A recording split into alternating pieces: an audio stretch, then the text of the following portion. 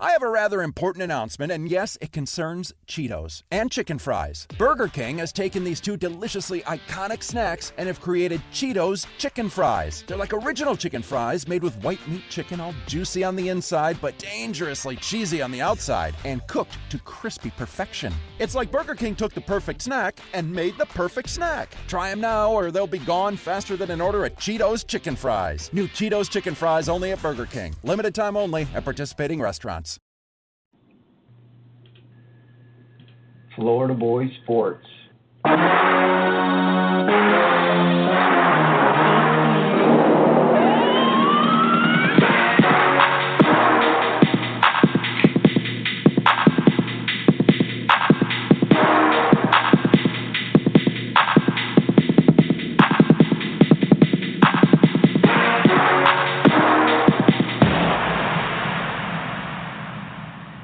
Good evening, ladies and gentlemen. Welcome to another edition of Florida Boy Sports. I'm Steve O'Reilly, joined as always with Fabian Washington. Fabo, how you doing tonight, my man? What's up, Steve-O? Steve-O and Fabo about to give them 2 hours of what they want to hear. Ready to get it in. Had a good week of football. How was your weekend? You have a good weekend? Man, dude, you know me a long time. I'm football, and all football. And a lot That's of couch. all I watched all weekend. Yeah, I stay on the couch, man. That's a good thing. That's a good thing. All right, We're going to jump right in. We're going to start talking a little college football. All right, we got a lot of our fans out there asking us a bunch of questions, things they want us to talk about. We're going to jump right in and talk about Lamar Jackson. The young man from Louisville is absolutely lighting up the college scene. He is on a tear. Through the first few weeks of football, he averages 459 yards per game.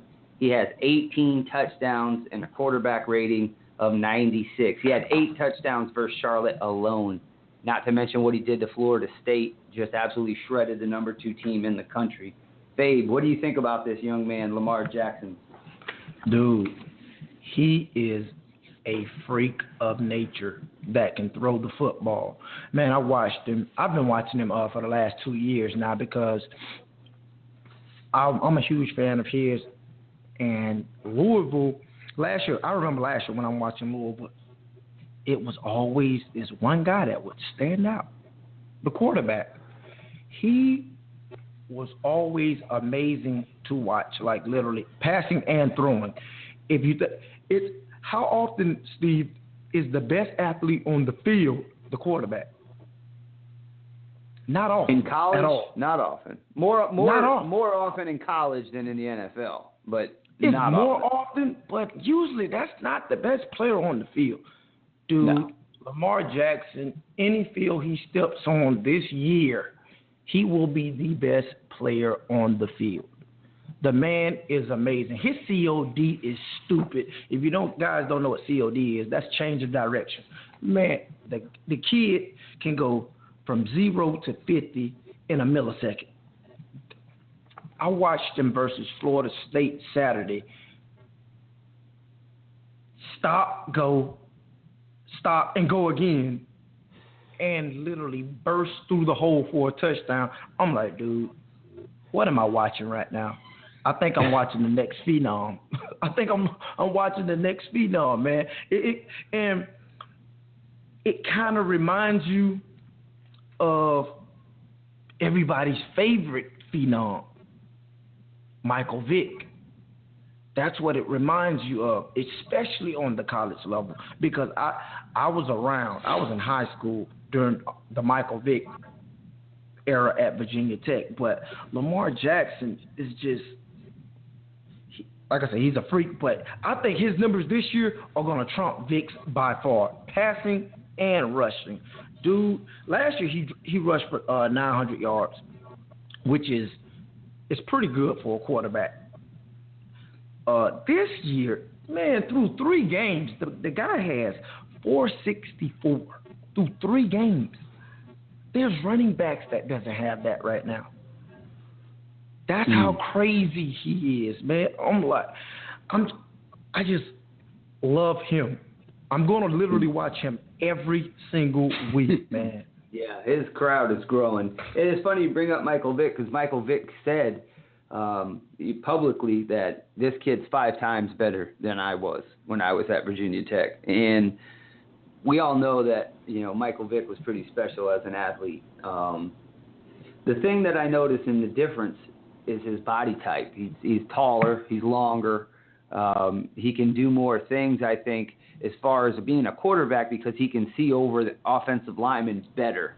And that does help a quarterback. I mean, that's why scouts love tall quarterbacks, because they can see over 6'8" offensive linemen, where the littler guys have trouble seeing downfield if they're not tall enough. So don't think that doesn't matter. It does matter. But Steve, not to cut you off, but just like you're saying, he's taller. He's a taller quarterback that has, if not the same COD as Michael Vick, probably better. That's the crazy thing about it. He's longer, so it should take him a little longer to build his speed up. Man, the kid can go from 0 to 50, back down to 0, back to 50 again in less than a second. I've seen it. True. I agree. He's a special one. I agree. And one of the things that, we were talking to a friend of ours, and he wanted us to talk about how he projects in the NFL, and, do scouts look at an athlete like him and try to project him into other positions and not just a quarterback. To that, I say it depends. It depends on how good of a quarterback you are. If you are an elite passer and your accuracy is elite, and you show that you are an elite passer, then that's what you're going to be. That's where the money is made. That's where teams win and lose ball games, is by how good of a passer they have. Not how good of an athlete. We all saw Peyton Manning. He's not a great athlete. Tom Brady's not a great athlete, but they can throw that bean where it needs to be on a dime. So the biggest question is, looking at him as a scout will say, how does he throw the football, first and foremost? Is he accurate? Because let's just be honest, running quarterback in the NFL don't last. I don't care. You're not going to have a long career if you're primarily a run-first quarterback. You have to be able to throw the football. You have to be a pocket passer in the NFL, because defenses make you do that. They will create a pocket to which you cannot escape from, and you have to throw the ball in order to move the ball downfield. We see it time and time again. We saw it in the Super Bowl. Yes, I agree with that, Steve. But if you got a mobile quarterback, say you have a mobile quarterback, why not move the pocket? Oh, for sure. No doubt about that. Exactly. So move the pocket now for your mobile quarterback. Don't say he has to sit there in that bubble that the offensive line create. No, give him run-pass reads out the yin-yang. Out the yin-yang, run-pass reads. Hey, and let's see how it works. I think it's a gift and a curse to be too athletic. It is, in my opinion, at quarterback.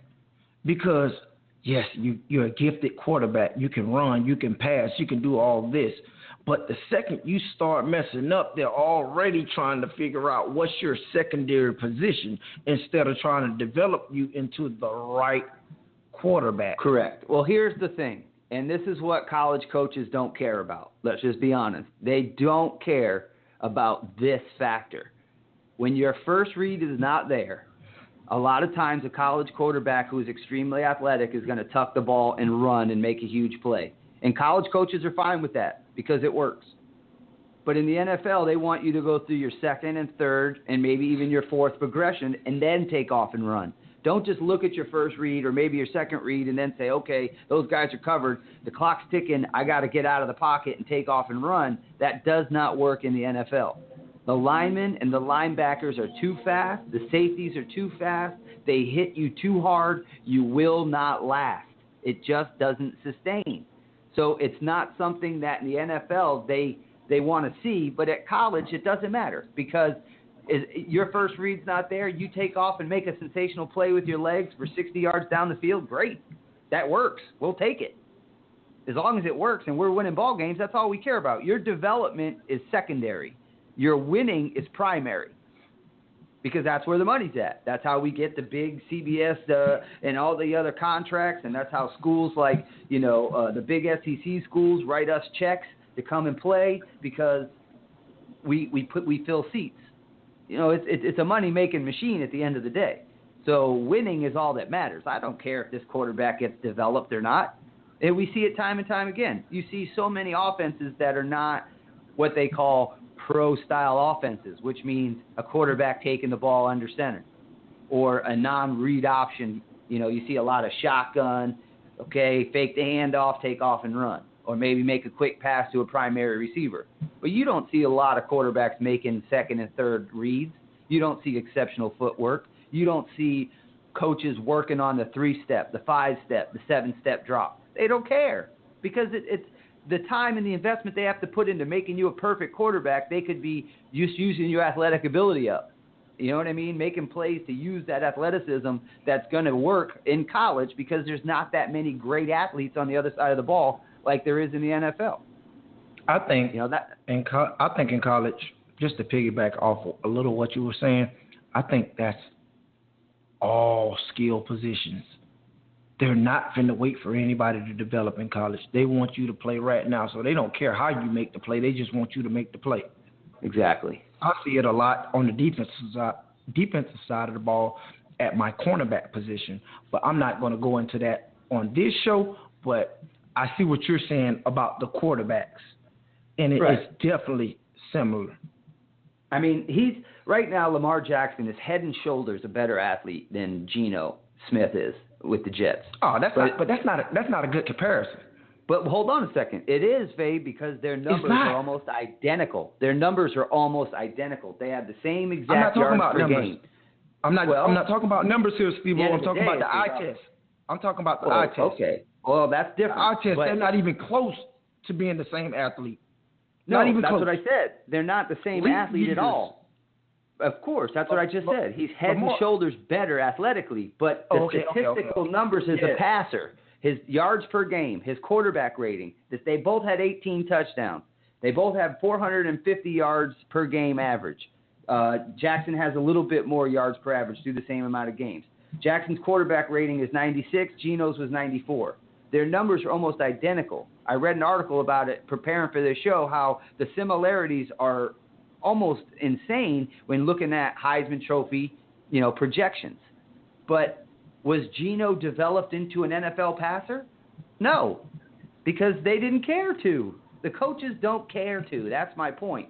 So to answer the original question of do coaches want to put Lamar Jackson in a different position other than quarterback, that depends. I don't know Lamar Jackson well enough to know his brain. Is he going to go through his reads and his progressions and pick up offenses and read defenses? I don't know that. I don't know him. I mean, maybe he's exceptional at it. Maybe he's terrible at it. I have no idea. I've never met the man. I don't know enough of him as a passer and enough of him as a pure quarterback to say, yeah, they're going to move him to a different position. The scouts that get paid to do that for a living will know pretty quickly whether or not he's going to be a passer. But I'll say this. If he can be a passer, then he will be a passer, because that is primarily more important than just having a great athlete. We see millions of athletes in the NFL that don't equal anything. They don't work out because their technique isn't perfect. There's a million athletes out there who have terrible technique, who have just relied on their athleticism, and they get in the league, and guess what? Everybody's an athlete. So what separates you? Preach.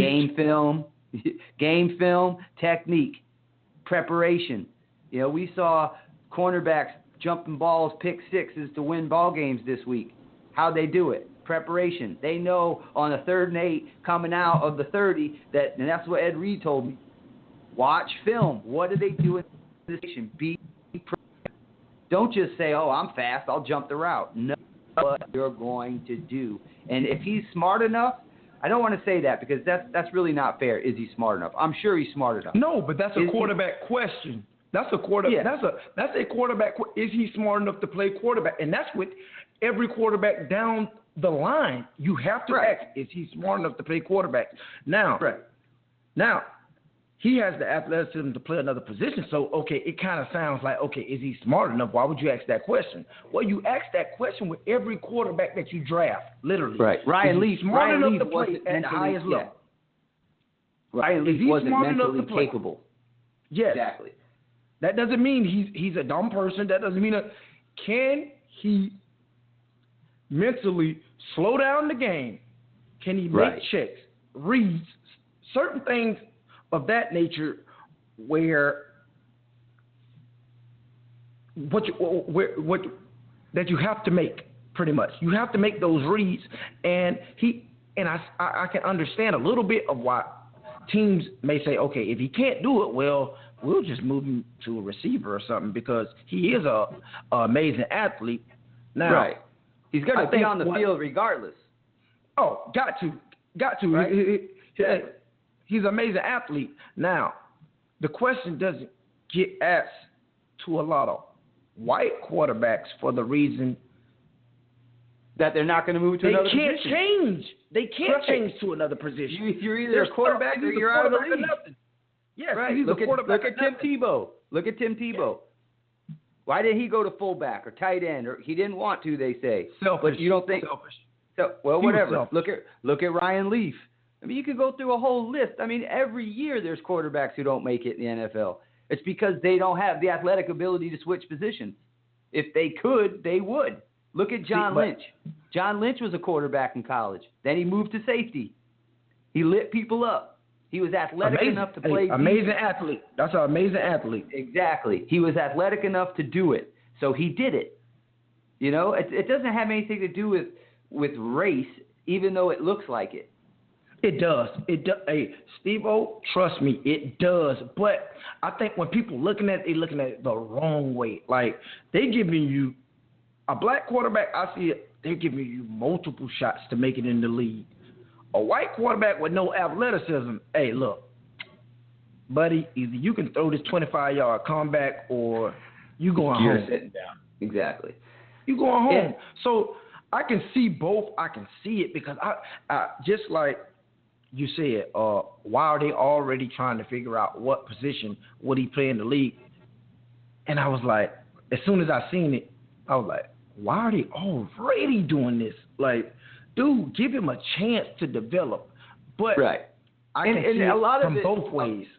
Sure, and a lot of it will come down to this. Not just smarts, not just are you smart enough, but are you capable enough to handle the pressure? Are you going to panic? That's not intelligence, that's presence. Those are things you can't judge. You don't know if he's going to be calm under pressure or if he's going to panic under pressure. You don't know if he's going to. You can't tell that by some kind of IQ test or some kind of GPA or the what's the test they give you guys at the combine, the whatever it's called. Wonderlic. You can't tell that. You're not going to know until that Sunday afternoon when there's 80,000 people in the stands screaming your name, and you look across and you see Khalil Mack ready to bust your ass. Are you panicking or not? There's only one way to find that out, and that's doing one it. way. Absolutely. Absolutely. So I think it'll come down to what he shows on tape, because I don't care what anybody says. I've talked to enough NFL personnel. I've talked to enough scouts. The game tape is the Bible. That's what they go on. The combine and all this other stuff is just to reassure them what they see on film. If I see you not outrunning anybody on film, but then you ran a 4.34, I want to know why. Why are you not outrunning this guy who's running a 4.55, and here you're running a 4.34, and on film, you guys are neck and neck. Can you not carry your pads?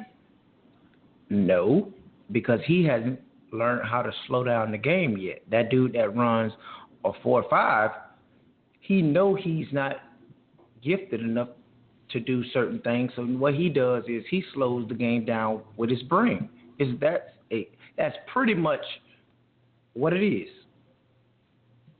Good point. So I think once the process plays itself out, when Jackson goes through his entire college career, when he goes through the combine, when he goes through pro day, they'll know. Is he a quarterback in the NFL or isn't he? It doesn't have anything to do with how well he can run. That's a bonus. That's a benefit. If you could take a Tom Brady and give him Michael Vick's speed, hell yeah, you're going to take it. Nobody's going to say, nah, we don't want him to be fast. Of course you do. But you don't want him to solely rely on that. The number one most important thing is your accuracy as a passer, because the windows are tight and the guys are very fast that play cornerback. So if you throw it a foot behind your window, that's an interception, and we cannot have you turning the ball over. Can't do it. So that's why you see. I agree. So that's why you see a lot of these, different, comparing them to a guy like the UCLA quarterback, Josh Rosen, right? Look at him. Phenomenal. So, I like Rosen.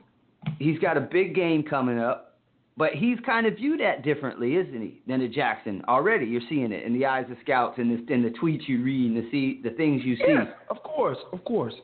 Because he's a different athlete. All right, what about the kid from Clemson?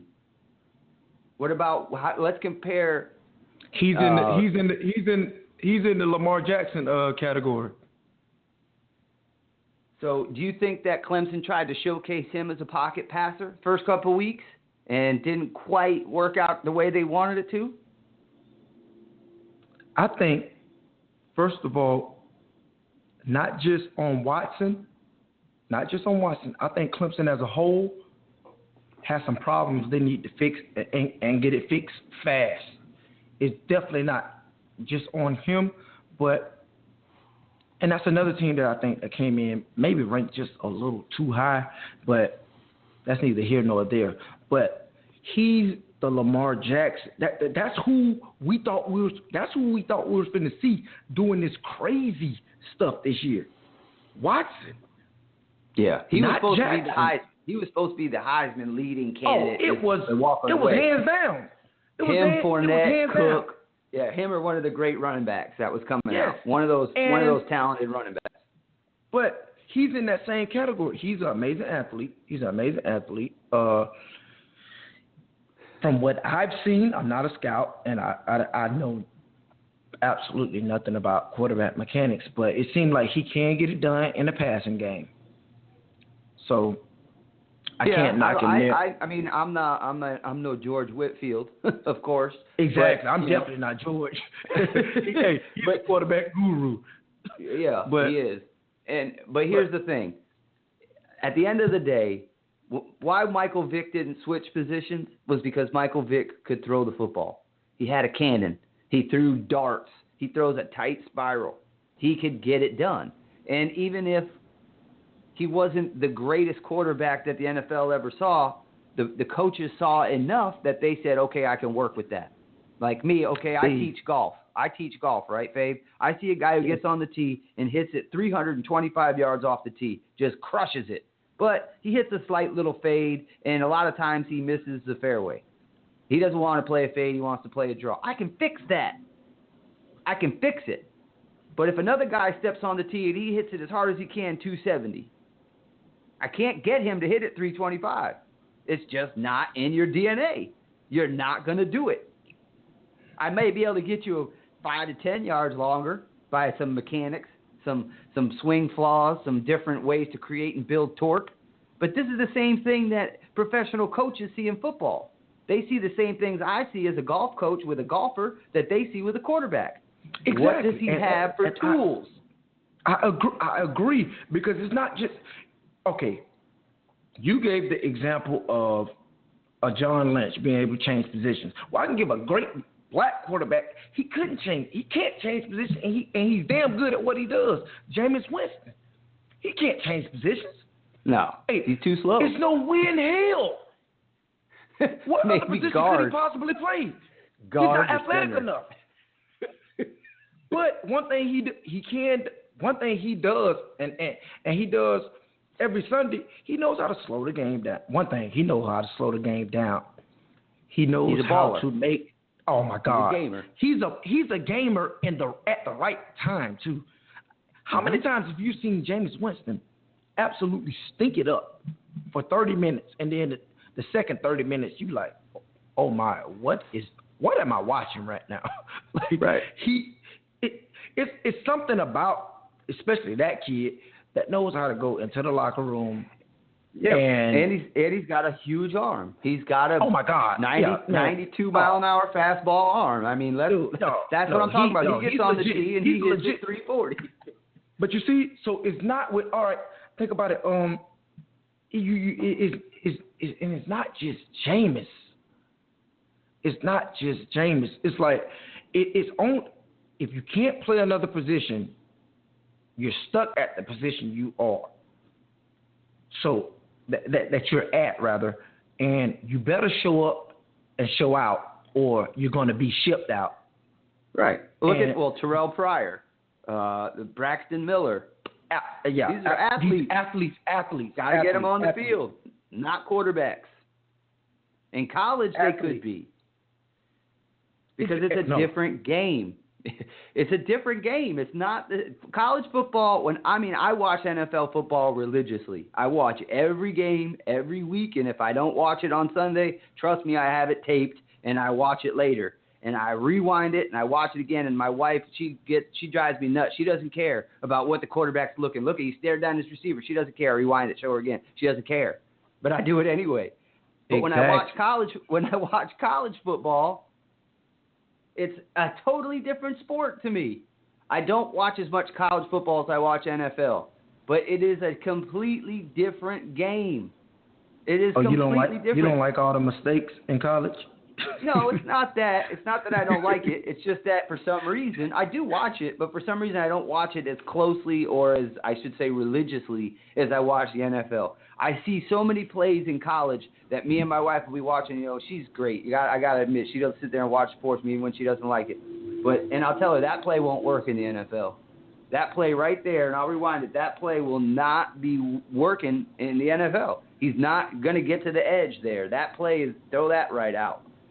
You know what I mean? And there's a difference because there's a different level of athlete at every position. I mean, you got guys that have been in the league. Look at Julius Peppers. How many guys have come along to take this guy's position in, 12 years? Nobody's been able to take his position, have they? Nope. Why not? So all these kids that come through college that play every Saturday, they can't knock him off his job for over a decade because he is an exceptional athlete. That's why. But the difference is exactly, but that's much. That's positions. That's positions. Let me ask you this, Fabe. I'm going to ask you straight up. Do you think college coaches or NFL coaches, any coach, is more willing and as patient with a black quarterback than they are with white quarterbacks? Do you think that matters? Do I think they're more patient? Or just patient? Not more or less. I think all right. Enough. I think front offices are more patient with white quarterbacks. Front offices. Because we see it all the time where this quarterback,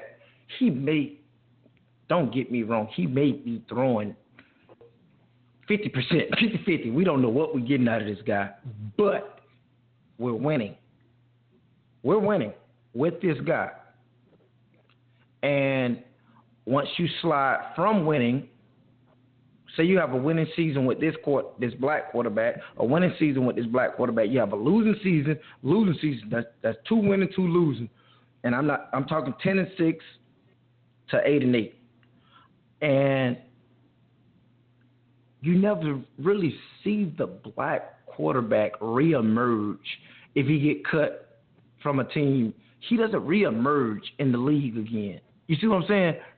It's like he doesn't come back, but it's several other quarterbacks that I'm not into bashing. I'm not a basher, so I won't name. But it seems like they get a job on top of job on top of job on top of job on top of job, but can't win a ball game to save their life. Right. Couldn't hit water if they fell out of a boat, but yet are still the third string quarterback. Exactly. And I think that's what black quarterbacks can get frustrated with. It's like, why can't I get another shot?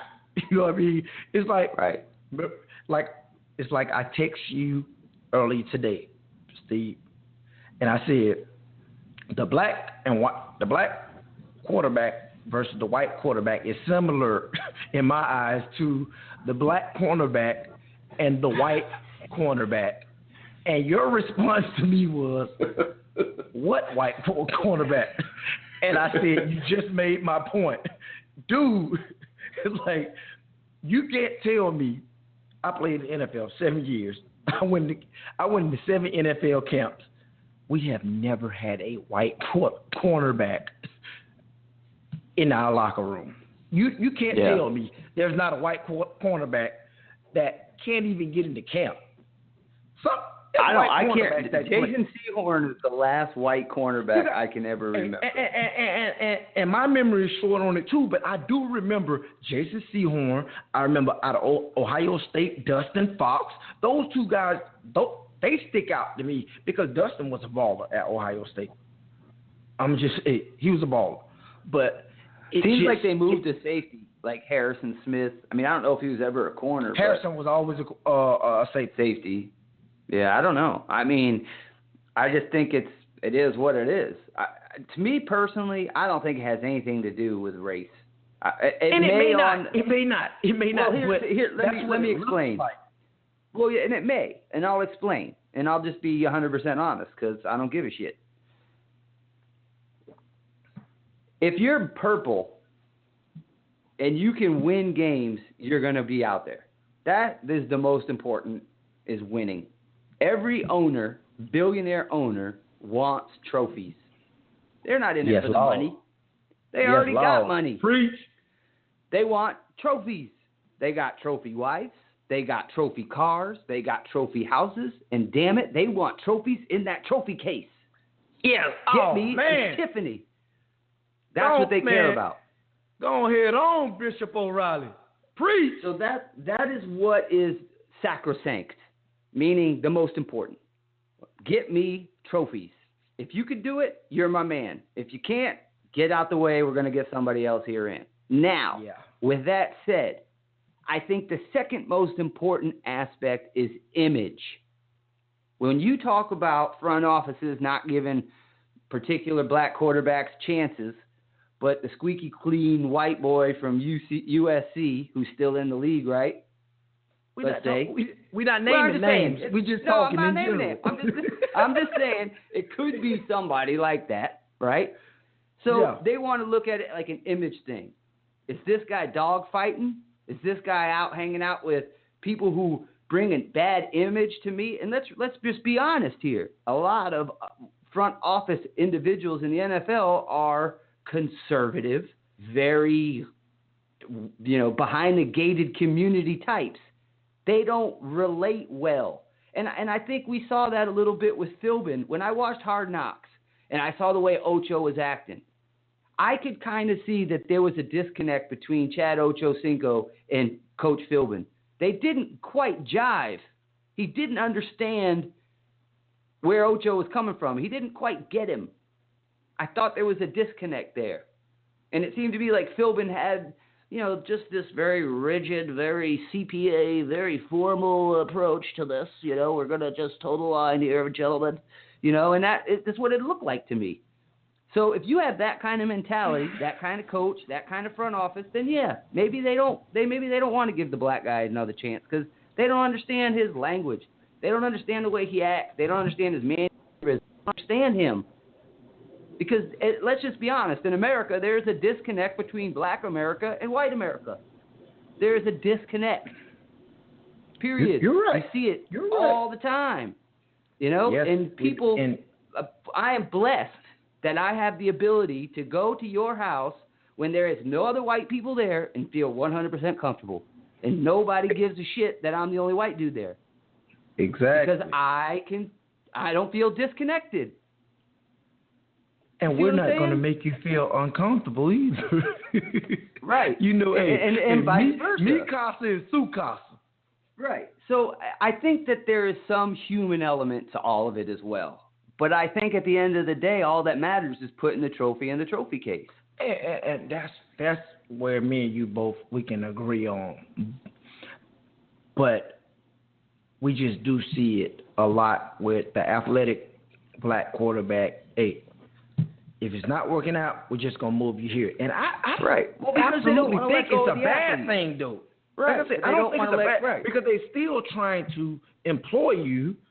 They're still trying to employ you. They might just say, hey, this guy is going to get it done at quarterback, i.e. Terrell Pryor, but he can get it done at receiver. Right. And it's see, like look at Urban Meyer, okay, with Braxton Miller and the way they handled that situation.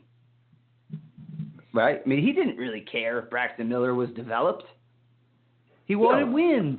They want wins. No. And you know, you hit it on the head literally about the college situation. They want wins. They don't give a damn about developing players. Exactly, because I've already got some kid that's 15 years old in the pipeline. I got a 15-year-old, 16-year-old kid in Texas. Steve, in that building, in a college setting, you don't understand. Shit travels downhill fast. That athletic director just hired so-and-so. So-and-so better win ball games. Hey, so now we down to the third row of so-and-sos. So-and-so don't care if so-and-so can't make the correct read, pass, run the right route, but can they score points? Right. Can they stop people? So we're not worried about you developing as an NFL player, and the NCAA has a huge part of that too. If you can tuck it and run and get me a first down every time and tuck it and run, I don't care. But like I was just going to say, also the NCAA has a huge part of that. Also, you give a college 20 hours a week to work with these players.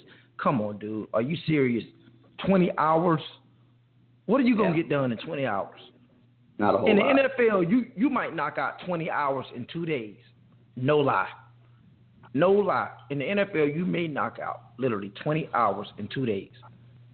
That's the difference. Like college, the NCAA restricts a lot of stuff, but I still think you should be able to somehow, some way fit in teaching. Well, that has a lot also to do with the turnover, Fabian. I mean, look at it like this. How many quarterbacks has Nick coached? How many quarterbacks has Bill Belichick coached? The turnover is ridiculous. Unless you're in Cleveland, where the quarterback turnover is extremely high. Every week. But week 3, other they're than on. that, Week 3, they're on quarterback 3. Right. And it's like it's a ridiculously high number over the last 10 years. I mean, they go through quarterbacks. But the point is, in college, you have a new quarterback coming every couple of years. You got somebody else in the pipeline. Somebody else. It's like you're just turning and burning. It's almost like a waiter. You got this table only for a short period of time. Let's go ahead and make it work. Get my money. Get on out. Who's next? Come on, let's get you going. What do you need? You need drinks? You need dessert? Give me that money. Next. Who's next? But in the NFL, it's different. Your quarterback's going to be with you probably for the duration of your coaching term. You're vested in him. Yeah, you're vested in him. So and the majority of the time, a new coaching regime means a new quarterback. And look at Josh McDaniels comes to Denver. See you later, Cutler. You know, it's usually, unless it's a young guy that you invested a high draft pick in, usually a new coach is a new quarterback. Hugh Jackson goes to Cleveland, RG3 is a new quarterback. You know, Rex Ryan goes to the Jets, new quarterback. After Sanchez, new quarterback. Get a new coach, new quarterback. You know what I mean? He goes to Buffalo, quarterback. I'm trying to think. Yeah, you're absolutely right. I was with Oakland. I had 3 different quarterbacks. 3 different coaches. How many head coaches? No, 3 years, 3 different coaches, 3 different quarterbacks. Exactly. They get the guy because their job. You might be getting somewhere on that. Of course, because their job is predicated on working with a guy that they know and like. It's like saying me as a golf coach, if I'm coaching a golf team and I am a fade golfer, I'm going to get guys that hit a fade because that's what I do. If you brought me a whole bunch of guys that hit trap draws and I can't teach a trap draw, what the hell do I want you here for? Steve, I can't teach you what I know. One, you're speaking Spanish right now. Trap Even draw. Though I hit a trap draw, I am a trap draw player. But that's Spanish to all of our viewers. Most of our viewers, that's Spanish. And second, why would you take a job with a quarterback that you're not comfortable with? Right.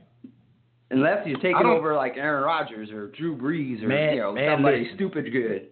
then man, you're fine. That's where you go. That's where you go. Absolutely. But man, hey, to sum up what the whole conversation was about, it started off Lamar Miller. Let's talk Lamar Miller. How Lamar great Jackson. He is. You keep saying Lamar Miller. Oh my God! He's a running back. Oh my God! Lamar Jackson. He's a running back. I'm looking dead at it. And I'm looking at it on my paper too. It's all about Lamar the Jackson. Yes. Yeah. He is. We started with about how amazing he is, and then yes, he's amazing, and we rolled over into does his game? Yes, it does. No, but we I think we kept it to where does his game translate, and we gave great examples of. Hey, I think Lamar will be fine in the NFL. I think he'll be fine. I don't think it depends on how he is as a passer. I have to see more of him as a passer. I haven't watched enough. I saw one game. I didn't see him in the first couple of weeks. I only saw a Florida State game. And he looked good to me, but that's a very small sample I wish size. you would have watched the Syracuse game. He threw for 400, rushed for 200. Yeah. Oh, his numbers are there. But, again, this is college. I understand that, but everybody comes look from at him. college. Does he go through his reads? Does he – I mean, you can kind of tell with college, Steve. I understand that. But when you watch a guy like Andrew Luck, you know right away, even though he's athletic enough to take it and run, he's got the goods. Exactly. No. Andrew Luck probably would beat – it's 32 starting quarterbacks. Andrew Luck would probably beat at least 20 of them in a race. Oh, yeah. He's faster than you Dude, think. yes, that's what I'm saying. So don't give him the knock that he's not an athletic quarterback. No, I said he is. He ran the same 40 time as Cam Newton. I know. That's what I said. You misheard me. I said he's an athletic quarterback, but he's got the goods as a quarterback, yes, as a passer. Okay. I did. So even though he can run, you didn't worry about that. You know what I mean? It didn't matter. It was irrelevant. It only becomes relevant, like you said. It only becomes relevant when you can't pass anymore. Then, what else can you do? Right? I mean, it's pretty simple. If you can't throw it, well, what else can you do? Play DB, play wide receiver, right? Play running back. I mean, look at Edelman. He was a quarterback at Kent State for 3 years. Came in the NFL, was not a quarterback. He's a wide receiver. He may play quarterback this week. We may see him Thursday night. He may have to. Well, they said Garoppolo may play. I doubt it. I highly doubt it. You never know. Toradol goes a long way. Trust me. It does, but it doesn't. I played on it, like I said, for 7 years. All 16 weeks that we had a game, I was on Toradol. It does go a long way. It goes a long way, but it doesn't go that long. Right. You're right. If he's got a dislocated AC joint and he can't put his arm over his shoulder, you'll see it. You'll see it in his arm. You'll see it in the passes. They won't have the zip that it needs. It don't matter how much drugs he's on. It won't have the zip it needs. It needs strength to have zip. Drugs don't give you strength. They just take the pain away. So if the joint or the muscle is impaired, it's not going to have the strength it needs. It just won't. No drug is going to do that unless you're on steroids. But you know what I mean? You have to be on that for a while. We don't do those. All right, let's move along. Let's keep the show rolling. Let's talk a little bit more college football because we want to talk about Iowa. The Iowa Hawkeyes. They lost a tough game this week against, what was it, San Diego? No, it was South Dakota State? North Dakota State. You're disrespecting that program. All right, well, here's what I want to talk to you about. Okay, I understand that Iowa had Sean Welsh, offensive lineman, out, James Daniels, center, out, and a lot of their problems, because we knew we were going to talk about this, so I went through and watched a little tape. It looked like the offensive line struggled. A lot of false starts, a lot of missed blocks, especially on third down. The O-line was stinking it up. But as a betting man, if you were, they are still a 14-point favorite versus Rutgers this week after losing to North Dakota State. So does that tell you that Vegas knows something? No, Vegas don't know nothing about that game. Vegas knows 14 nothing about not that game. No, not that game. Have you seen Rutgers play football? I have not. Jesus. Sheesh. Hey, no. It's like a baby high school. It's like 13th grade. No. Okay. Hey, don't trust Rutgers. But what I will say about this Iowa versus North Dakota State game is, in my opinion, recruiting has finally caught up to Iowa. It has caught up to them.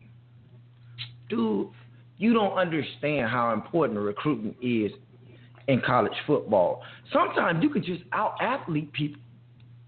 Well, Iowa, you can't. In 2016, they were the number 42 ranked class. In 2015, they were number 59. In 2014, 56. In 2013, 51. That's an average of 52 over the last 4 years. At the end of the day, you need talent to win, and Iowa just doesn't have it. They don't have it. And then, hold on. And then you bring in the 5-time national champs, North Dakota State, and pay them $500,000 to play. You paid them. You paid that school $500,000 to come and beat you.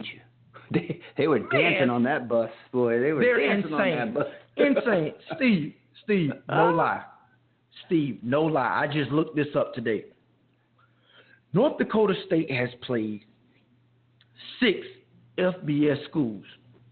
6 FBS schools. That's the biggest division in college football. Do you know their record? They get up for that. Record? I don't. Do you know their record? No, I don't. You know I don't know that. 6-0. They haven't lost. So at what point in time are these Division I schools going to stop scheduling them and paying them to play? You're paying to take a L? Come on now. You're paying to take a – hey, like, I don't want to be disrespectful, but you just can't – no, not okay, hold on. I just got a text from our production editor. He sent me North Dakota State versus FBS schools. 2007 at Minnesota, 27-21 win. At They're Kansas, 6-0. 2010, they won 6-3. 6-3 against Kansas. At Minnesota. These are all on the road too. Every game is on the road. They are not home. They're not home at all. Nobody's Kansas. coming to North. Nobody's coming to North Dakota. Stands. They don't have enough stands. At Minnesota, at Colorado State, at Kansas State, at Iowa State. All of them. That's pretty damn good. Dude, you don't understand. I was just looking at it, and the thing, one person I can honestly say built this program from the ground up is Craig Bohl. He was my former defensive coordinator at Nebraska in 2002. That was my defensive coordinator, and we fired him because we sucked. It was just that simple. Not he sucked, we sucked. And good job, Fabe. Feel good about yourself. Hey, it happens. It happens, man. I was a true freshman. Just running around, trying to play football versus these grown men out there. But Craig Bohl established something at that program that literally ignited a dynasty. We're talking about 5-time national champs. 5 times. Since he got there. 5-time national champs. You got to win. Now, don't get me wrong. Yeah, don't get. Hey, he did that. He started that back in 2002. Now, don't get me wrong. Coach Kleinsman, he has done a phenomenal job maintaining that. He maintained it, and he's doing an exceptional job right now. Obviously, they just beat Iowa. So that is a legit program. Hey, Division I schools, stop paying this program to come to your school and beat you. Stop it. Let them play their 1AA schedule. I grew up in I'm an old guy, so I grew up in where it was Division 1AA, not FBS and FBC. I get confused when I'm thinking about that. I'm gonna keep it Division 1 and Division I AA. But I just don't get why they keep paying the school to come to their school to beat them. Stop it. Stop it in Iowa. You got to get back to the drawing board in recruiting. You have to, because your recruiting over the last 4 years just stinks. Yes, you have a phenomenal coach in Coach Ferentz.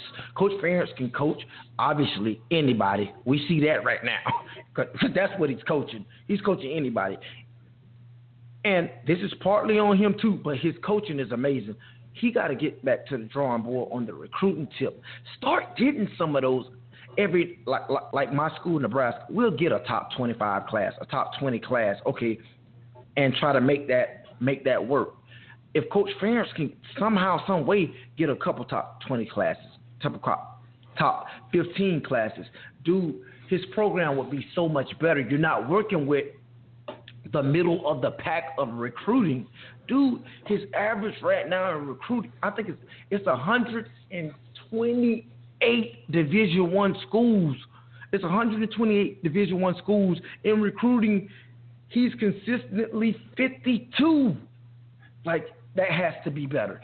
Has to be better. And I took a trip to throw it back all the way when I was in high school. I took a trip to Iowa, and it was phenomenal. It was phenomenal. See, that's what I was going to ask. Like, the kids go there and go, oh, hell no, I'm not going here. It's cold, but especially when you're recruiting kids from down south, it's cold. It's cold. Don't get me wrong. But I took my trip to Iowa and had a phenomenal time, and that was one of my better visits. But Nebraska just beat them out. I thought I had a better visit at Nebraska. And do you see, I went to two cold weather places. Being from down south in Florida, I went to two cold weather places, and another cold weather place beat them out. That means they just got beat out. It wasn't against, it's cold here, because I knew I had to go to Nebraska and play also and be cold. They have to get back. They have to absolutely own the state of Iowa. They have to own it. Yeah, I understand they have another Division I school in that state by the name of Iowa State. They have to own them. And right. Recruiting wise, they have to own them.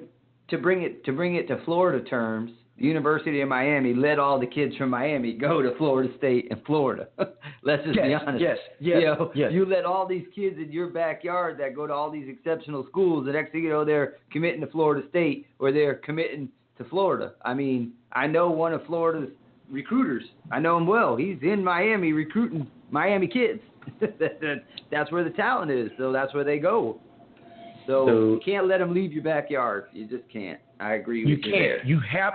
You have to put a fence around your backyard. And I'm talking to every school in the country right now. You have to put a fence around your backyard, win the battle of recruiting in your city, state, and then take it elsewhere. You have to. Yeah. All right. We talked about college football for 1 hour of a 2-hour show. We are going to morph into the NFL and talk a little football. The first topic that we are going to discuss today has to do with Von Miller. And not because I love the Broncos so much, but the question is posed, is Von Miller the best defensive player in the NFL as it sits right now? What do you say? Me. We're talking about today, Tuesday. Yeah, right now. First off, I think there's a lot of great defenders in the NFL. Just, you know me. I'm in love with J.J. Watt. I'm talking about absolutely in love with J.J. Watt. I think that dude, if he's on the field, it's a play to be made because he goes out and make them. And I love the way he goes from outside to inside. That's a plus for me. When I'm naming best defenders, I think that's a plus. He's not just pass rushing. He's sticking his face in the fan. And he going in there with them big uglies and playing smash mouth football. So JJ is definitely up there. I know me and you both love that guy in Carolina. Luke Kuechly. Yeah, he's all over the place. So Luke Kuechly make plays that I haven't seen linebackers make in a long time.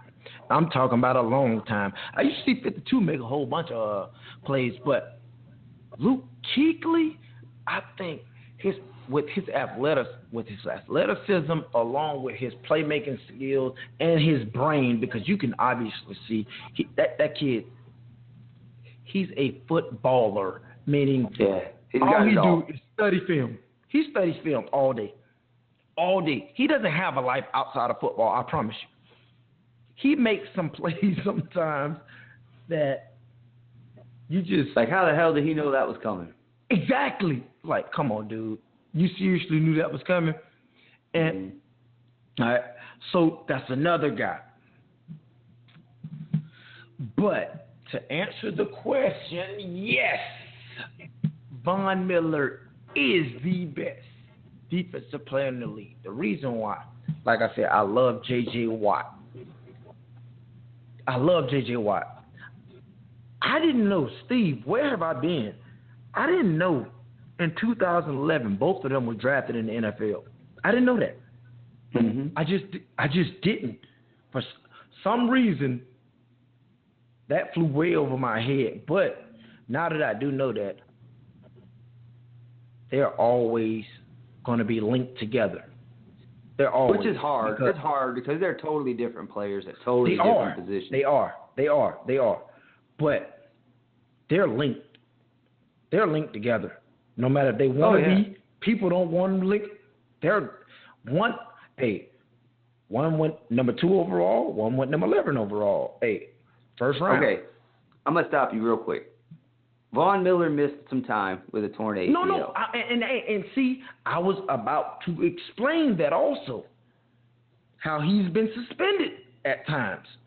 Yep. So the game total isn't there. The game total isn't there at all. At all. Because he's missed time due to suspension.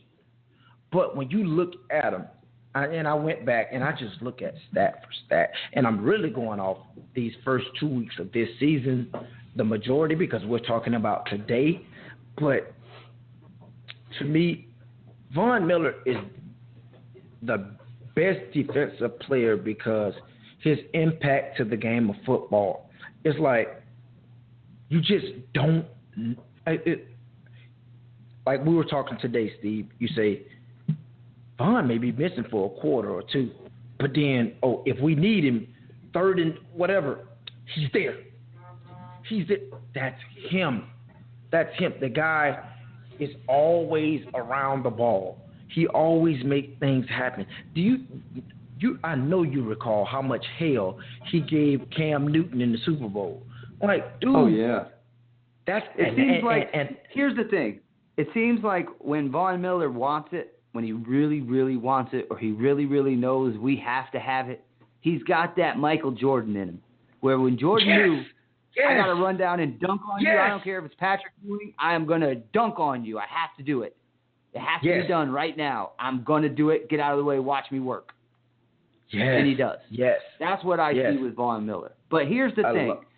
When I compare him with J.J. Watt, J.J. Watt is actually on pace to just shatter sack records almost. He's got more sacks in less games than Bruce Smith and Reggie White. But it's close to Von Miller's, though. It's close to Von Miller playing a lot more games. But he's also seeing double teams almost every single snap because he's in the trenches right over the guard. He is the 3-technique under tackle who is going to see he's going to get it. He's going to get 4 hands on him every snap. He's never getting one-on-one, ever. And I saw last week Von Miller got one-on-one. A lot. So, different players, though. Different players. Because it's all about a scheme. Right. You get J.J. Watt that go inside and outside. He kicks out the 5 technique. He kicks in. Exactly. He does a lot. You know what? And J.J. Watt reminds me a lot of, you remember the guy we were talking about last week, John Randall? That's what he reminds me of. John used to do a lot of that. You know, he going to kick out from the 3 to the 5 to the 9, stuff like that. He can do it all. But looking at Von Miller, okay, let's just look at Von Miller for a quick second. Von is the best. He's a game changer. The last 4 games, okay, the first 2 of this season, the AFC Championship game against the Patriots and the Super Bowl against the best team in the NFC, okay, he has 9 sacks, 1 interception, 3 forced fumbles, 10 quarterback hits, and 4 tackles for a loss behind the line of scrimmage. In the last 10 games, which obviously includes the playoffs, last 6 games, he has 10 sacks, which is over a 16-game season. He has 26.5 sacks if you were to extrapolate that and project it. As it sits right now, he is on pace this year for 32 sacks after 2 games if he continues his sack total. Not going to happen, but he will come close to. He'll go over 20 this year. I think so. The NFL has him down for 4. Other places have him down for 5. It depends about the half. I got him at 4. Okay. Yeah, I got him at 4 also. Well, he had a half a sack, so NFL doesn't count half sacks. Pro Football Focus, PFF counts half sacks. What NFL don't? NFL.com, their stats. They only gave him 4 sacks. He has 4. No, NFL.com, Steve. NFL.com count half a sacks. They might have not gave him a sack at all on that play. Okay, then they must have gave. Okay, then they must have gave it somebody else. Oh, they count half sacks. Because Pro Football Focus has him down for 5 sacks. And I talked on Twitter with Rand Getlin, who worked for the NFL.com and does some work, as a freelance football guy. He said that Pro Football Focus counts half sacks as a whole sack. So he has 5, according to them. But anyway, look at it. He was there hanging on Andrew Luck at the same time that I think it was Derek Wolfe was. But whatever, he was there making an impact. And that's what we're talking about here is impact. But like you said, 3rd down, the ball game is Denver's up by 7, 2 minutes to go. Andrew Luck has the ball and a chance to tie the game. First play. There he is, bam, coming off the edge, sack fumble, ball's out. Denver picks it up and scores. Now you're up 14 with 2 minutes to go. Game's over. He's a gamer. He is. The guy is a straight up baller. I don't care what anybody else say about him. He's a baller. That's one word you're gonna always connect to his name. You can say anything else about him. You can call him what you want. He's a baller. He's a baller. Yeah.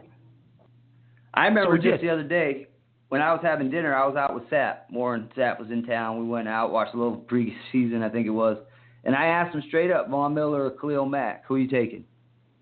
And he looked at me like, "Is that a serious question?" And I thought he was going to say Von Miller, but no, he took Khalil Mack. Exactly, me too. At the time, that was. I remember that dinner that you Sapp went to. That was before the season started. Right. Yes.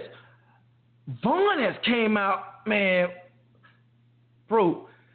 It's either one or 2 ways you come out after signing a contract like that. You either gonna lay down or you gonna do your thing. And he doing his thing.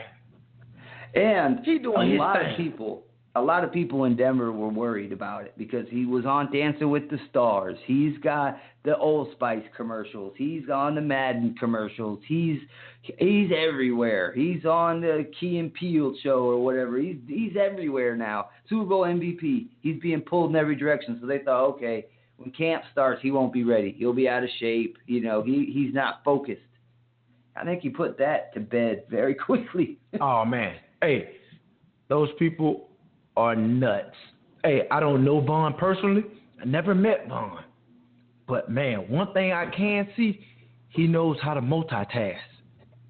He knows what's important. He knows what's important. How can you be on all of this other stuff if you're not doing your job on Sundays? He knows what's important. Oh, he signed for $100 million. $100 million ain't enough for him at all. That's not enough for him. He wants some more. Yeah, he going after another contract. Hey, he didn't decide to lay down. He didn't decide to lay down when he got the money. Man, this kid is gonna be good for a long time. All right, switching gears. So we both agree, as it sits, Von Miller's the best defensive player in the league right now. He is making an impact. He's doing his thing. We'll see if he keeps it up. But I didn't want to agree with you, though. Well, for obvious reasons. Well, Fabe, when I'm right, I'm right. I mean, can't help it, baby. All right, let me switch gears here. I want to talk about a guy that I don't know if you played with him or not, but Jay Cutler and your Parnell McPhee. They look like they got into it a little bit the other day. Monday Night Football, Cutler's walking off the field. McPhee, who's on the PUP list, which is the physically unable to perform list, meaning he's in street clothes, gets right up in his face, had some expletives, apparently, and the coach came up, separated the two. Cutler walked off, had a thumb injury. You know, you don't know if he's out or what his status is. It seems to keep changing. But what do you, as a former player, you're on the sideline, you see a guy come up and get in your quarterback's face like that, who obviously just threw a bad pass. I don't know the exact circumstance. I can't remember if it was an interception or whatever, but obviously you're getting in his face. What do you think about that? 3 letters. W-O-W. Wow. Never seen that before. Never seen a starting quarterback disrespected like that, because usually the starting quarterback, that's his team. It's his team. People in the locker room will ride for this guy. We love this guy. He's going to take us to the promised land. We need him. Dude, McPhee said enough is enough. Enough is enough. Did you watch that game? That game? Yes. Okay. If he was playing hurt, hey, it is what it is. But at the same time, a lot of players play hurt. So I understand. We football players aren't the smartest when it comes to injuries. We may play hurt, but playing hurt can also hurt your team. And I feel like what McPhee, his anger came from week 1 and week 2, because we both seen Cutler. He just didn't play well at all for the first 2 weeks. Well, here's the thing with Cutler, though, and we talked about it before. It's his personality. It's just who he is. He just comes across as a guy who doesn't give a shit. I don't care. You know what I mean? Like, so I'm rich, it's ridiculous. Pretty, I got a pretty wife. I'm Jay Cutler, and he walks on water in his own eyes. And I think that's the reason he got ousted in Denver. McDaniel saw it and said, you know what? I don't want this kind of guy here. Get him out of here. And us fans were like, what? You saw him and Brandon Marshall together. I would have signed those guys and kept them together for as long as I could, because they looked like they were young and talented. I would have went out and got them a running back and see what they could do. But he rubs people the wrong way. He rubs coaches the wrong way. He rubs players the wrong way. We heard about the tight end who's now with the Patriots. He came out and said, Jay Cutler's the worst quarterback I ever played with. And we know it's not physical talent. We know he that. has all the attributes in the world. He has all the attributes in the world. I remember it was 2006, okay? 2006, and I am in Denver, and I'm watching the Broncos play when Jake Plummer was their quarterback. They're playing the Colts, Peyton Manning, my first time watching Peyton. And I remember being right on the lower level, right on the field, and I was right behind the Broncos bench, literally up against the fence. I could have reached out and slapped the dude if I wanted to. And he's warming up, and you could hear the football coming off of his hand. I mean, it sizzles. He brings the heat. Like, I don't know how people catch it. That thing is moving. So his arm strength is and I think that hurts him. I think he tries to make throws he shouldn't make. Right, because it's a gift and that's his personality. Like, oh, look at me, I'm great. I can make any throw in the world, and I'm going to prove it to you when you shouldn't. You shouldn't prove it to me. You know? It's like, I don't want to equate everything to golf, but you don't always have to go for it in 2 on a par 5. Go ahead, make your point. Well, just because you can, like Tiger. Tiger made a lot of golfers bad because he pulled off shots that they can't pull off. But, well, he's the best in the world. I got to show you I'm the best, too. And next thing you know, it's a tucked right pin over water. Tiger just hit it in there from 280. I'm going to try it, too, and you hit it in the water. You shouldn't have done it. Just because you can do something doesn't mean you should do it. That's the first thing my golf coach told me. Just because you can hit the shot doesn't mean you should. Just because you can make that throw, Jake, doesn't mean you should. There's other guys that are open that you should make an easier throw to. It's that like I can recall number 18, and you probably been around before when I called him 18. That Randy Moss, what he said last night on Monday Night Football, he likes that gunslinger mentality. I don't want it in my quarterback at all. I don't want it. I want you to make smart decisions, not because of you think you can fit it into this tight window because that window is open. I want that window to be open.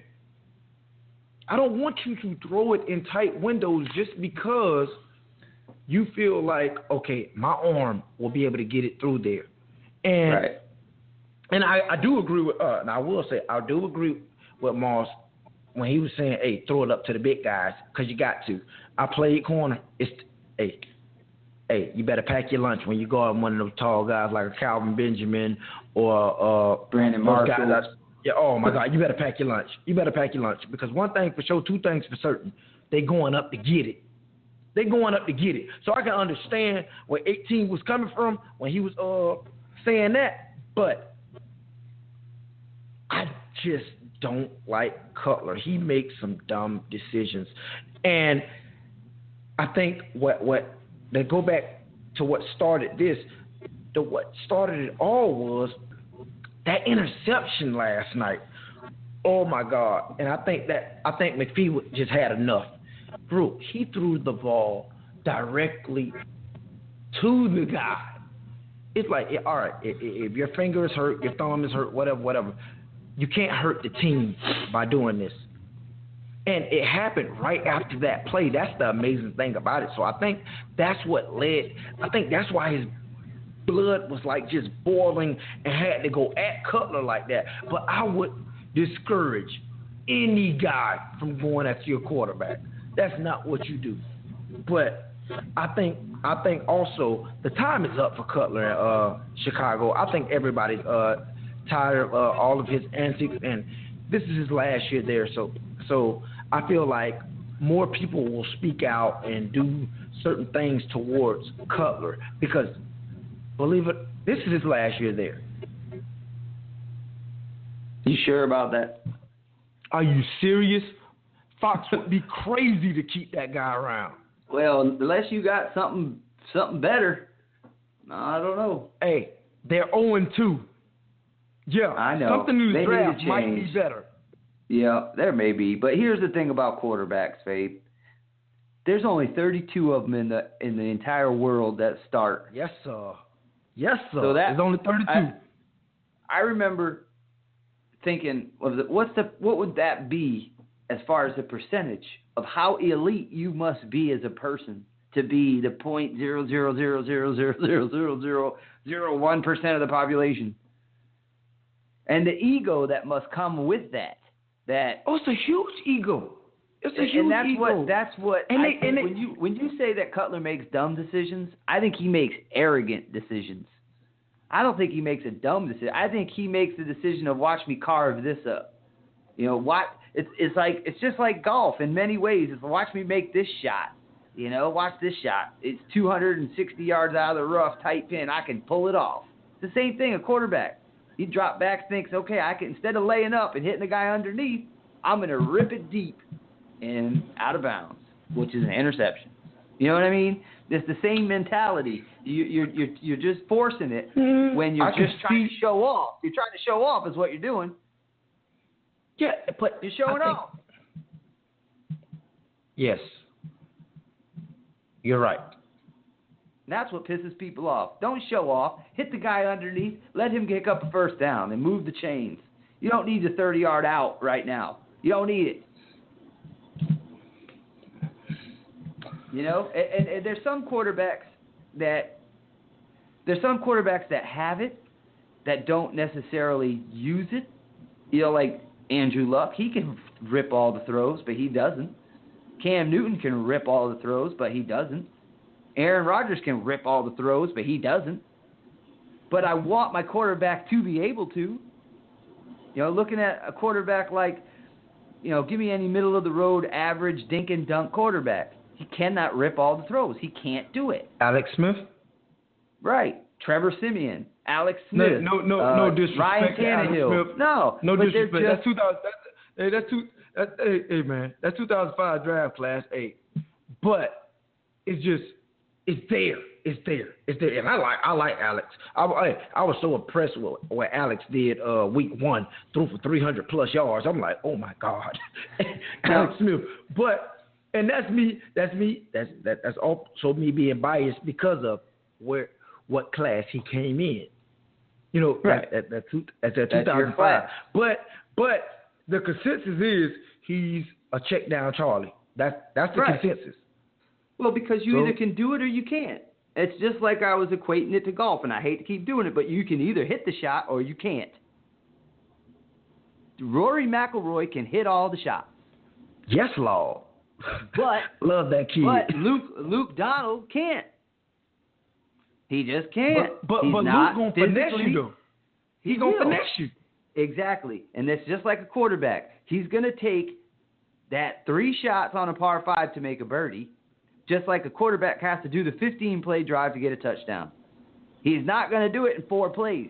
He's not going to take a 40-yard chunk, a 20-yard chunk, a 20-yard chunk, touchdown.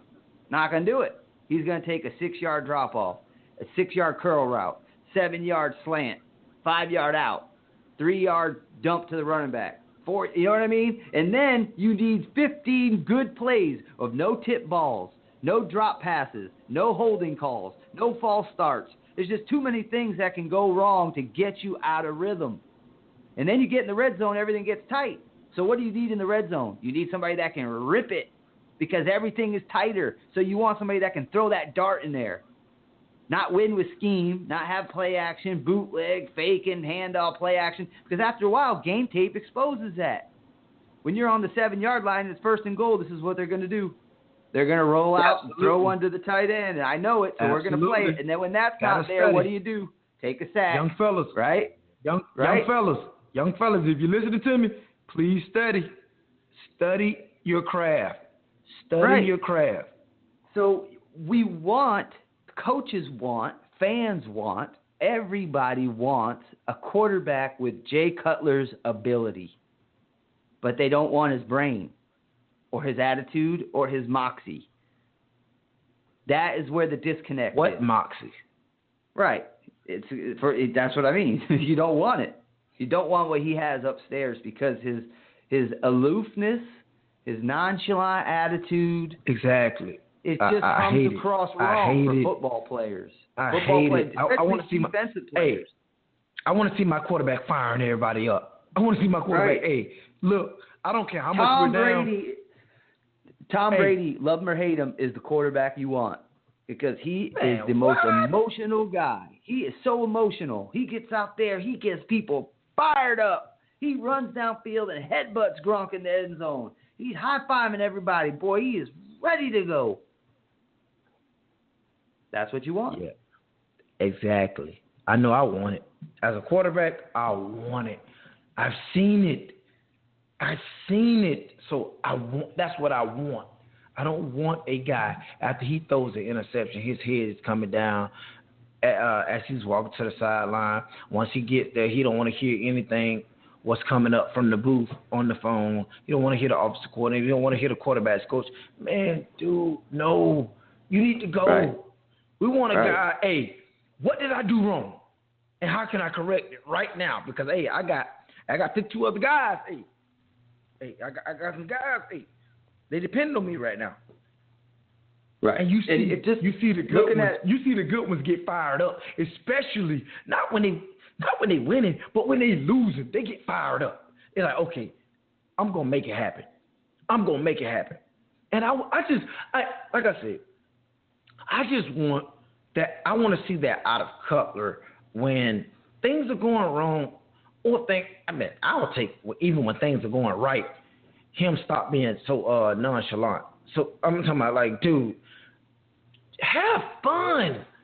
You're playing football for a living. Have fun. And making a lot of money doing it. Exactly. Life isn't that bad. Not at all. Life isn't that bad. Have fun. Like looking at it on the defensive perspective, looking at a cornerback.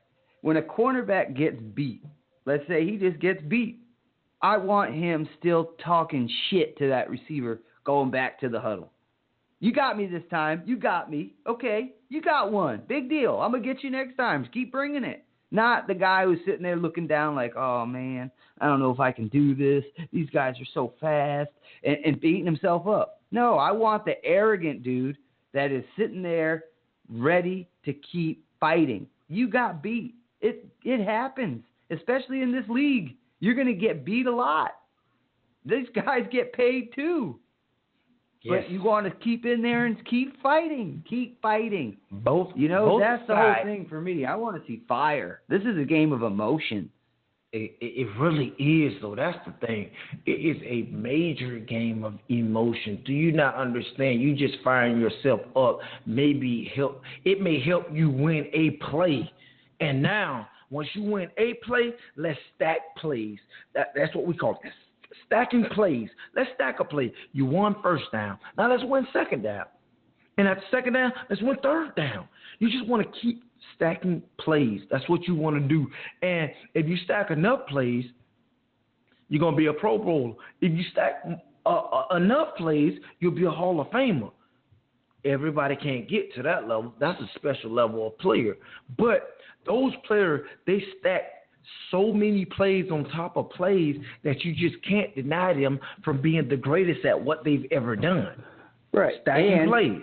When the quarterback has all the physical tools, he can make all the throws, and he can rip it in tight windows. He can throw the deep ball. He can hit the accurate crossers. He can do it all. When he is hot, when he is feeling it, you can't beat him. Not in this league. Because you cannot defend a perfectly thrown ball. You can't. You can't do it. Hey, good offense will beat good defense 10 times out of 10.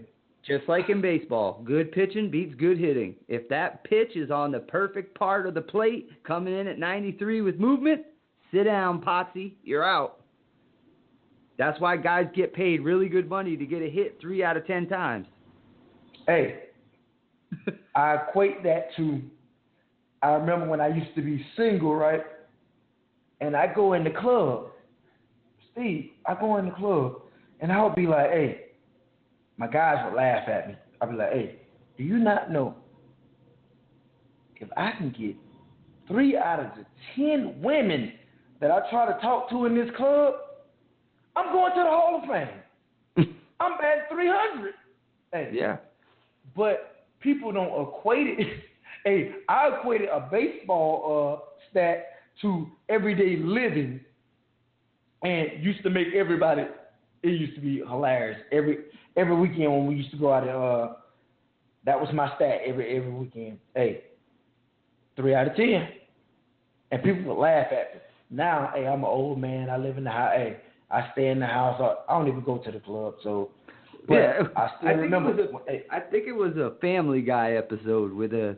I don't watch it all that much, but it was the dude, the giggity guy, whatever. He's a little pervert, and he went out with the kid Chris, and he said, "I'm gonna show you how to pick up women." He's like, "All right, what's your technique?" He said, "Ask out 100 women." That's the technique. Hey, because one of them is going to say yes. The percentages got to go your way. The percentages got to go your way. Exactly. But to get it back to football, though, right? Yeah, we got off base for a second. That's all right. It's our show. We can do whatever we want. Absolutely. But anyway, to get back to Cutler and to get back to quarterbacking in general, okay, looking right now, if you go on Twitter and you go into some of these Denver Bronco chat rooms, they're fighting with each other right now about Trevor Siemian. They're all arguing with each other. You told me that earlier. You told me that. The offense went against the Colts, who had 5 defensive backs out, and they didn't score an offensive passing touchdown with a wide receiver in 7 quarters. You got Demaryius Thomas, who you're paying $80 million to. You got Emmanuel Sanders that you just paid $40 million to. You got a lot of money tied up in these guys, and you're not feeding them the ball. And Demaryius Thomas comes in, says after the game, we need more from our offense. This game should not have been close. It was too close, and it shouldn't have been. At the end of the game with 2 minutes to go, Andrew Luck had a chance to tie the game. He didn't because Von Miller took the ball away and the defense scored, but they had a chance to tie that game and maybe even win it if they went for two. And they shouldn't have been. Not with fifth-string corners. You have to, if you have a Super Bowl aspirations, then you need to be able to light these backups up. Because what's going to happen when you play elite defenses on the road in the playoffs? Check down Charlie just doesn't cut it when you're on the road at Pittsburgh. Because you know Pittsburgh's going to score. Well, what about when you're at New England? And in a hostile environment where they're playing perfect team football and everybody's working together doing their job. You got to make the throws because, like we just said, a perfectly thrown pass is not defensible. That's how Peyton Manning won for so many years. Even when he was covered, he wasn't covered. I remember in that game that I went to and I alluded to earlier in 2006, it was a great game between the Broncos and the Colts, and they were going back and forth. And I remember Reggie Wayne was running down the left sideline, and he had just beaten Darrent Williams. Rest in peace. And I love him. Darrent recovered. He recovered. His makeup speed, he was quick. He got right back on him. And I thought, oh, he's got this one. And that ball was so perfectly thrown. It was like Peyton ran down 25 yards and just handed it to him right here in this little tiny gap that's open.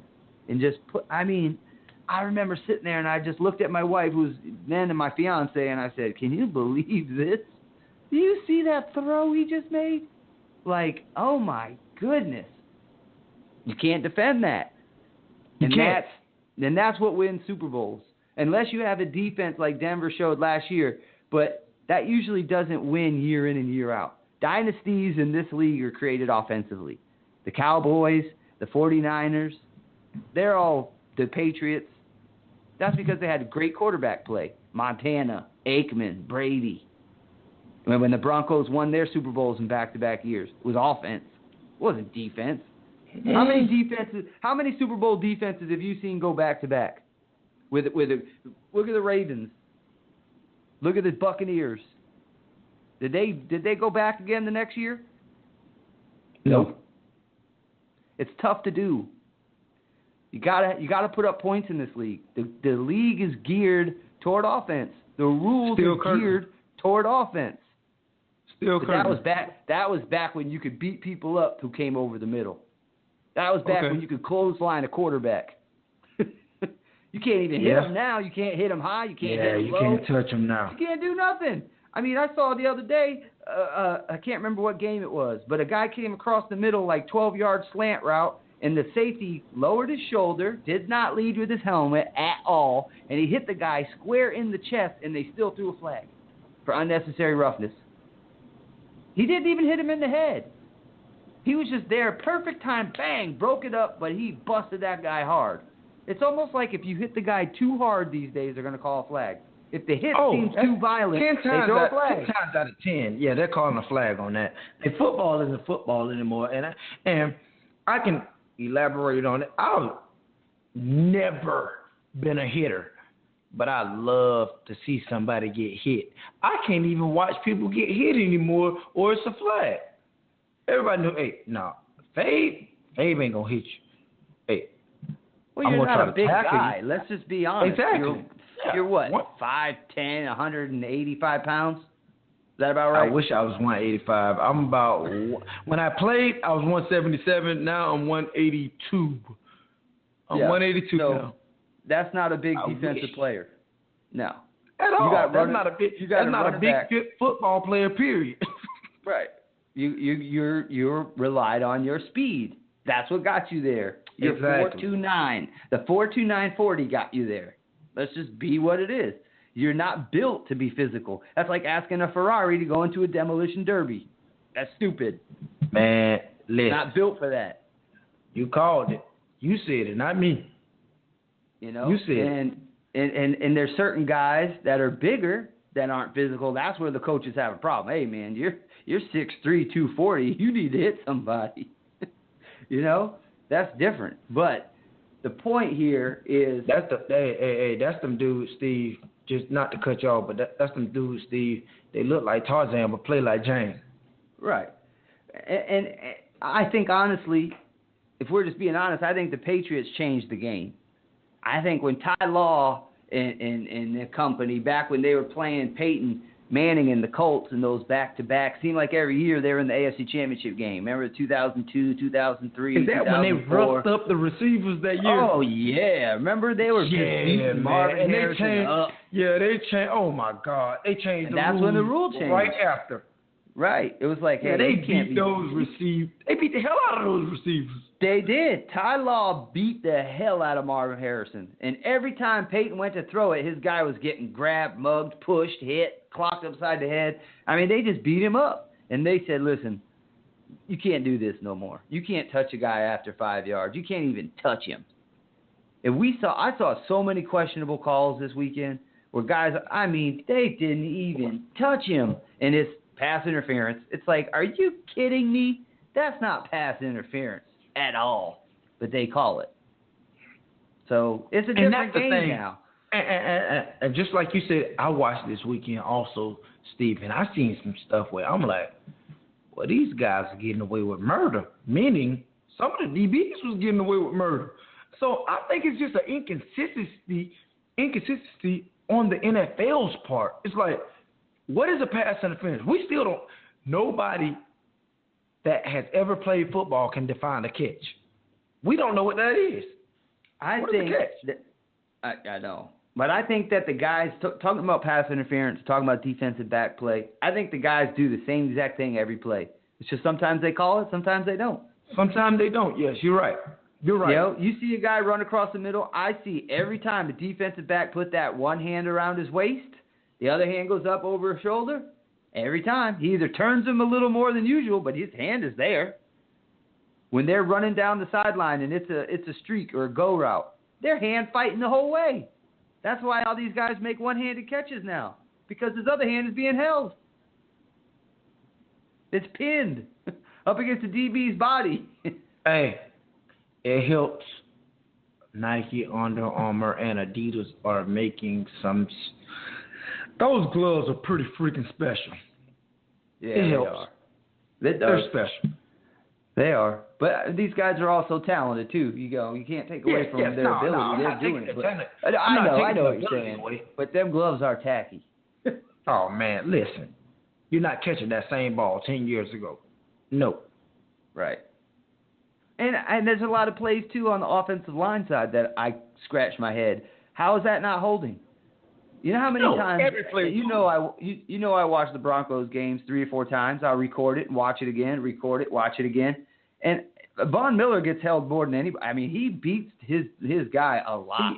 Steve, the problem with that is headlock. The problem with that is, Steve, you're not watching every game, because every game those D linemen, they get mugged. I see a holding call. I can see a holding call. If it's it's 4 plays in a series, at least 2 of those plays are going to be holding. It's just what was flagrant. If it looked flagrant, they're going to call it. They call it. Right. And there was a play, the Patriots game, when I watched the Patriots play, the play where LeGarrette Blount hurdled the defender. He hurdled the dude that came over from Seattle. What was Maxwell. He hurdled Maxwell along the sideline. But before that, you literally saw the defensive lineman getting pushed from behind because it was a toss sweep. So everybody's moving that way. And I see defensive players putting their hands up like, hey, he's holding me, and then they just got pushed. They're on the ground. I have a picture I could show you. I took a picture of my screenshot, and I tweeted it. How is this not a block in the back? The guy is getting ready to tackle the running back, and the offensive lineman somehow got on the other side of him and is about to shove him in the back, and the line judge is standing right there, but doesn't make the call. Now, he could. He doesn't. So it's so discretionary. It's so discretionary of whether or not it's – because it makes such a difference. You get how many times have you seen a 15-yard run that gets brought back? Now it's, 1st and 20 for holding. You know how hard it is to get out of a 1st and 20? That changes everything. Oh, so that flip. Hey, dude, when you're playing, one thing I know, when you can get an offense to play behind the sticks, man, listen, you winning. Exactly. You winning. Man, it's hard for them, let alone to pick up 2-3 yards. Now you talking about for them to pick up 5 to 10 a pop? Yeah, all right. It's not going to happen. And 9 times out of 10, that is the difference between good teams and bad teams in this league. The error of winning and losing in the NFL comes down to turnovers, and it comes down to false starts and stupid mistakes. You see a big play coming back. Steve. They shoot themselves in the foot. You hit it on the head, Steve. Hey, I remember 2011, I think it was. I'm in camp with the Saints, and Sean Payton put up a stat. The stat showed the teams with the most penalties versus the teams with the least penalties. The teams with the most penalties, I don't think not one of them made the playoffs. The team with the least penalties, all of them made the playoffs. Yes, it was 5 teams here, 5 teams there, but do you get the point? Hey, right. The better you play, the more disciplined you are, it higher your chances of winning. Exactly. You can't do stupid stuff. And that is why week in and week out, there's always one team that beats a good team or beats a team that you didn't think, how did they beat them? Well, that team didn't make any stupid mistakes this week. And you're not used to that out of them because usually they do. Well, how did this good team lose so bad to this bad team? Well, on the flip side of that coin, they were uncharacteristic, and they made a lot of stupid mistakes. A lot of false start penalties on 3rd and short. Went from 3rd and 2, now it's 3rd and 7. Or holding call went from 3rd and 3 to 3rd and 13, and you're punting. Moving the chains because of stupid reasons. And the reason that Bill Belichick is a 14, 13, 12-win team every single year is because his guys don't beat themselves. You saw when the Dolphins went into New England this weekend, the Dolphins had false starts. They had fumbles. They had drops. They had false starts. They had holding. They had another fumble. And they just shot themselves in the foot. Next thing you know, they're down 24-3. But then all of a sudden they stopped playing stupid, started playing good, and they were only down 7. 31-24 before you know it. How'd that happen? You stopped shooting yourself in the foot. It's that simple. I mean, everybody on the field is talented. Anybody can win on any given Sunday. It's just a matter of doing your job and not making stupid mistakes. I think that's why the guys in Chicago are getting pissed off at Cutler. He's making too many stupid mistakes.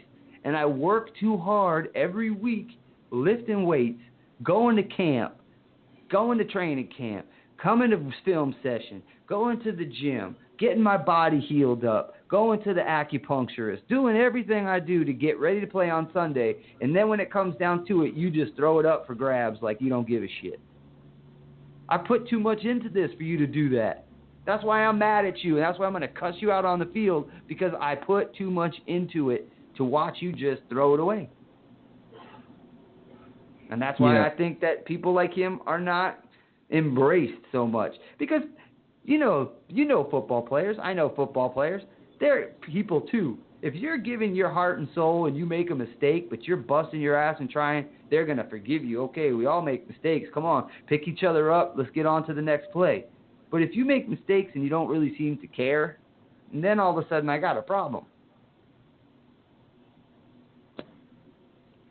Hey, I understand it.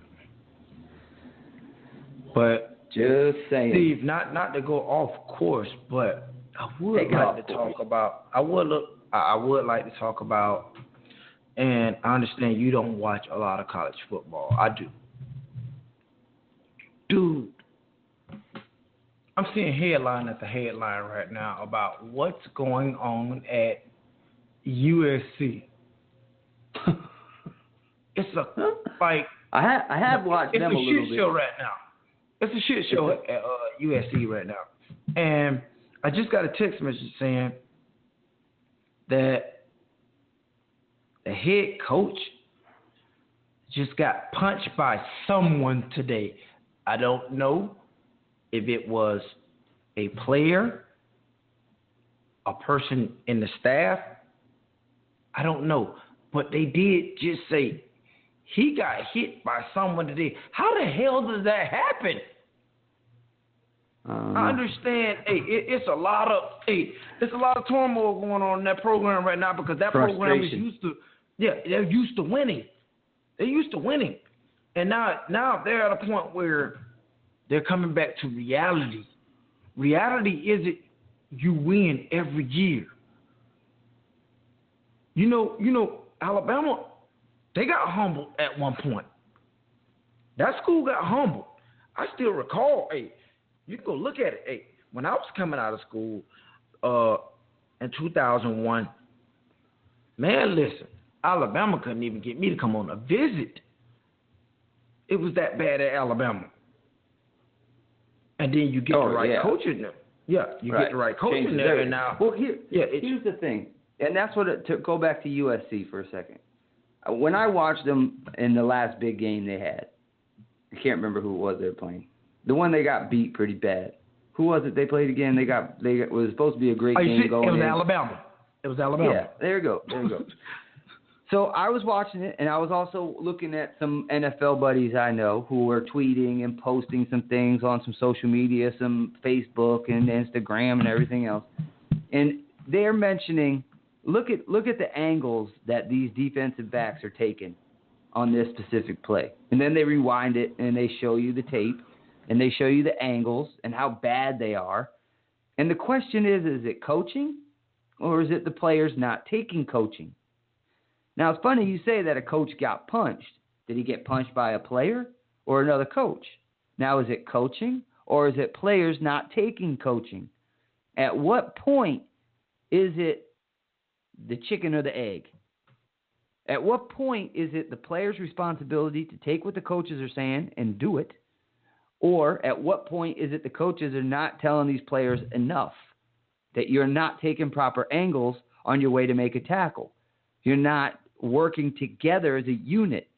As you know, defensive backs and the front end and the back end, if there's one thing that Warren Sapp has ever talked to me about, is the front end and the back end have to work together. He must say that every time we talk football. They have to work together. It's a cohesive unit. They cannot work separately. How many times have you seen UCLA have breakdowns on defense where they are not working cohesively as a unit? Oh, I see it a lot. And it's not because they're not athletic. You got a guy like Adoree there, he can run with anybody in the country. But yet they take bad angles. And Stanford was running all over them. They shouldn't be. So is it coaching, or is it the players not taking the coaching? And I think somewhere in there is a disconnect. And it seems like at USC, and I don't know all of the politics of college football, but I know there's a lot. And it just seems like there's a lot of politics always involved with the coaching staff at USC, whether it was Lane Kiffin or whether it was, this, that, and the other. It's hard to say. So I don't know. But anyway, Fabo, we're going to wrap this show up. I want to thank everybody for tuning in. Once again, you all can check us out next week. Florida Boys Sports. Actually, this week, we're going to be here on Friday. We're going to give you Fabian's Fine 15, as we always do. And coming up this Friday, we also are going to have our boy Phil Gentile joining us to give us some fantasy football focus. He's going to drop some fantasy knowledge so you guys can win your fantasy leagues coming up this week. All right, we'll see you guys on Friday. 8 p.m. is the time. We'll see you there. Florida Boys Sports.